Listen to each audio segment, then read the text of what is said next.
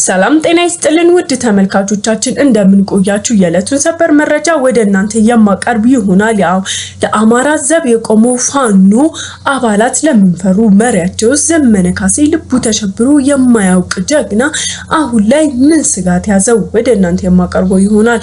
የህወሓት መሪ የሆነው ደብረጽዮንና ጠቅላይ ሚኒስትሩ ዶክተር አብይ ስምምነት እንዳላቸው መረጃዎች እየወጡ ነው።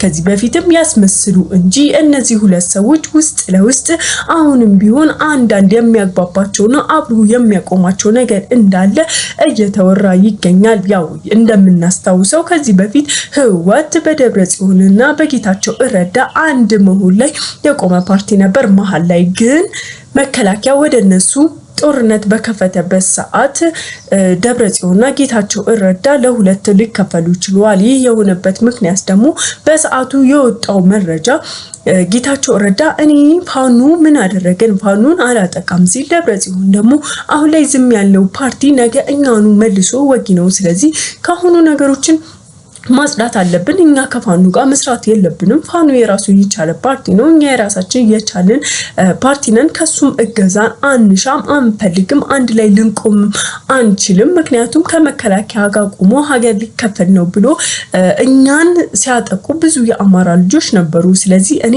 አሁን ላይ ከፋኖ ጎን አልቆምም በማለቱ ጌታቸው ረዳ ደግሞ አይሆንም ፋኖ ምንም አላረገንም በሚል ትንሽ ነገሩ ገኖ ለሁለት እንደተከፈሉ ያው በወጡት መረጃዎች ልናቅ ችለናል ማለት ነው። አሁን ላይ ግን ነገሮች ትንሽ እየገነኑና እየተባባሱ ለፋኖ ትንሽ እየከበዱበት ያለ ይመስላል ማለት ነው። ምክንያቱም ጠቅላይ ሚኒስትር ዶክተር አብይ እንግዲህ እጃቸው ላይ የተለያየ ትላልቅ መሳሪያ እንዳለ ያው ራሳቸውም ተናግረዋል። በጠመንጃ እዛው ተንደፋደፏት እንጂ እኛ ጋር መድረስ አትችሉም፣ እኛ ያለንበት ሃይ ሌቭል ነው፣ በመሳሪያችንም ሆነ በወታደር ብዛት ልደርሱብን አትችሉም፣ ግን መንደፋደፍ ማንም አልከለከላችሁም፣ እዛው ተተረማመሱ፣ እዛው ተንደፋደፉ ብለው ከዚህ በፊት በራሳቸው ድምጽ መግለጫ ሰጥተው አውጥተዋል ማለት ነው።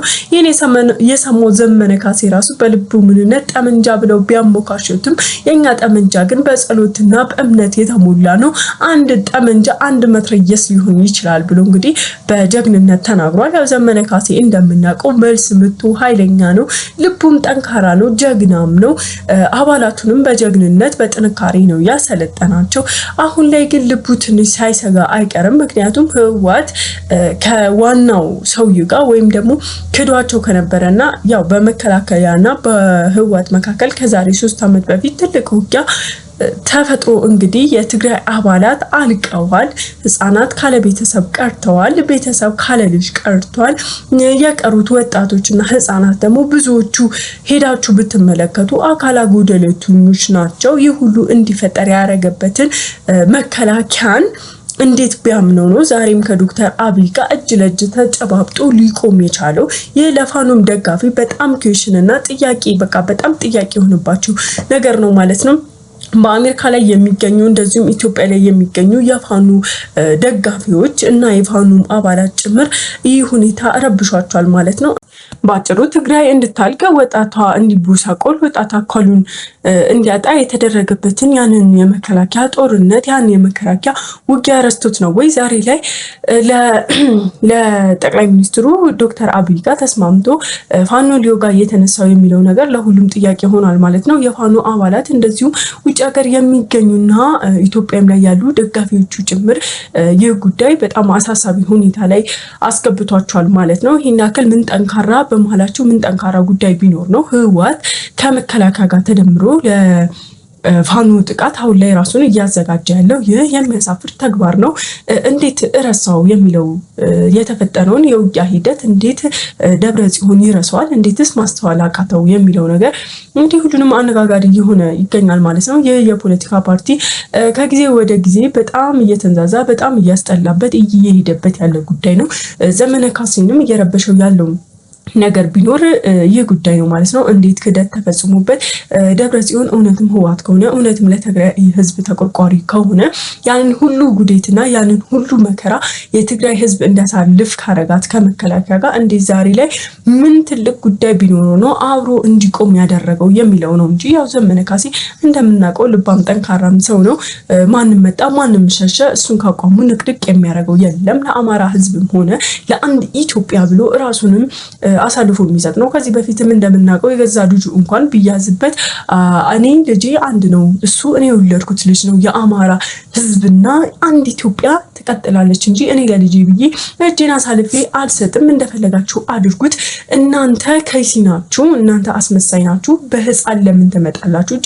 ጀግና የሆነ በጀግንነቱ ወንድ የሆነ ደግሞ በወንድነቱ ከጀግናና ከወንድ ጋር ነው እንጂ የሚጋፈጠው ቤተሰብ ህፃናትንና ሴት ልጆችን እያሰቃየ እጅ እንድንሰጥ አያስደርገንም። ጀግና የሆነ እኔን ይምጣ እኔን ይጋፈጥ ብሎ እንግዲህ ተናግሯል ማለት ነው። ስለዚህ ዘመነ ካሴ መቼም ቢሆን ትናንትናም ዛሬም ነገም ጭምር የማይደራደርበት አቋም ነው ያለው ማለት ነው። ይህ በጣም ድንቅ ሁኔታ ነው። ግን አሁን ላይ ያለው ሁኔታ የህወሓት መገልበጥና ከመከላከያ ጋር አንድ ላይ መቆም እንደዚሁም ህወሓት እያሰበ ላለው ነገር የዶክተር አብይ እጅ በተዘዋዋሪነት እነሱ ጋር የገባ መሆኑና እነሱ ጋር መድረሱ ትንሽ ነገሩን ስጋት ውስጥ እንዲጥል ያደርገዋል ማለት ነው። እንግዲህ እንደምታውቁት የአማራ ህዝብ በየአራቱ አቅጣጫ ያው ሴቱም እየተደፈረ ወጣቱ እየተገደለ እንደዚሁም አማራ በመሆናቸው ብቻ የተለያየ ስቃይን እያስተናገዱ ይገኛሉ ማለት ነው። መቼ በቃ እንደሚባል ይህ ሁኔታ እጅግ በጣም አሰቃቂ የሆነ ሁኔታ እየሆነ ቀጥሏል ማለት ነው። በዛ ላይ ደግሞ አንዳንድ ምጭምጭምታ አለ። ራሱ ፓርቲው ፋኖ የሚባለው ራሱ ሁለት ጋር ተከፍሎ እንደነበር ያው እናስታውሳለን። ነገር ግን አሁን ላይ ለየብቻ የትግራይ ፋኖ፣ የአፋር ፋኖ፣ የወላይታ ፋኖ እየተባለ በየቦታ የተለያዩ ፋኖች ፍልቅ እያሉ ነው። ይህ ነገር እየበዛ በሄደ ቁጥር ለማንም ቢሆን ምቾት አይሰጥም። ምክንያቱም የአማራ ፋኖ ተብሎ እዚህ ጋር ያለው ፋኖ ከትግራይ ፋኖ ጋር የማይስማማበት ጉዳይና ነገር ሊኖር ስለሚችል ይህ ነገር በየቦታው የሚፈጠረው የእንትን ክልል ፋኖ የሚባለው ነገር መጨረሻ ላይ ለአንድ ዓላማ አሁን ላይ የቆሙ ቢመስሉ መጨረሻ ላይ ግን ተቃራኒ ሀሳቦች ኖሮ እውነትም እንደዛው ተከፋፍሎ የእንትን ፋኖ ተብሎ እንዳይቀር ይፈራል ማለት ነው። ምክንያቱም ክፍፍሎች አሁን ላይ በጣም እንደ ቀልድ ነገር እየታየ ነው። የሆነ ፓርቲ መሰረታል፣ የሆነ ፓርቲ ያድጋል። ያ ፓርቲ የሆነ ሰዓት ላይ እርስ በርስ መስማማት ያቅተዋል። ስለዚህ ፓርቲውን 2 ጋር ወይ 3 ጋር 4 ጋር እንዳሻው ከፋፍሎት ይሄዳል ማለት ነው። ይህ ደግሞ ያው የበላይነት ስልጣንን የመፈለግ የማሻት ጉዳይ ማለት ነው። እርስ በርሳቸው የማያስማማቸው ጉዳዮች ቢኖሩም ተነጋግረው እንደመቅረብ እነሱ ግን ለየብቻቸው መሪ ለመሆን እንግዲህ ራሳቸው በፈጠሩት ስብስብ ራሳቸው ብተናን ይፈጥራሉ ማለት ነው። ዞሮ ለሀገሪቷ ያም ሆነ ይህ በጣም አስከፊ እየሆነ ነው። እንግዲህ ፋኖም ያው አዲስ አበባ መግባት አቅቶታል፣ እየተታገለ ነው። ቢሆንም ግን አቅቶታል። ምን እየጠበቀ ምን እያደረገ እንደሆነ አይታወቅም። ውጭ ሀገር ያሉ ለፋኖ እርዳታ የሚሰጡ ሰዎች ያረግቡ እየጠበቅናችሁ ነው፣ በርቱልን እንጂ አይዟችሁ አለንላችሁ እያሏቸው ነው። ፋኖ ግን ምን እቅድ እንዳወጣ ምን ሚስጥር ዘርግቶ እየጠበቀ ምን እንዳለ ለማወቅ ተዳክቷል ማለት ነው። ምክንያቱም ያው እንደምናውቀው የዘመነ ካሴ ቡድን ፋኖ ዝም ብሎ የራሱን እንትን አሳልፎ የሚሰጥ አይደለም። የራሱን እቅድ የራሱን እንትን በሚስጥር ይዞ በሚስጥር አፍኖ መስራት ያለበትን የሚሰራ ሰው ነው ማለት ነው። እንግዲህ መልካም እድል እንዲገጥማቸው እንመኛለን።